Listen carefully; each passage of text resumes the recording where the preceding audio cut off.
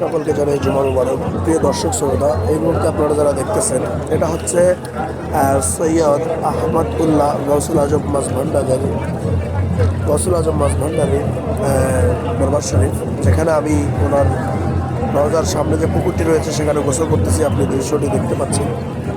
তো আল্লাহ তাআলার অবশ্যই দয়া হয়েছে বিদায় আমি গুনাহগার এখানে আসতে পেরেছি। আপনারা যারা এসেছেন আহলান সাহলান, যারা আসেননি অবশ্যই আসার চেষ্টা করবেন। বলি আল্লাহদের ফায়াজ ও বরকত নেবেন, তাদের নেবেন।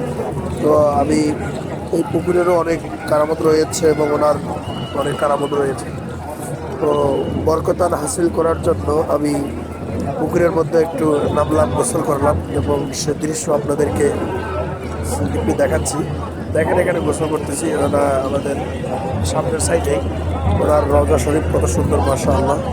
আল্লাহ তাআলা আমাদের সকলকে সঠিক বুঝ দান করুন, আল্লাহদের ফায়াজ ও বরকত হাসিল করার তৌফিক দান করুন এবং তাদের জিয়ারত দ্বারা আমাদেরকে বন্ধ করুক। আল্লাহ তাআলার কাছে দোয়া করি আল্লাহ তাআলা যেন বারবার আমাদেরকে জিয়ারতে মদিনা নসিব করেন এবং ওলি আল্লাহদের দোয়া দ্বারা ধন্য করেন। আসসালামু আলাইকুম ওয়া রাহমাতুল্লাহি ওয়া বারাকাতুহু।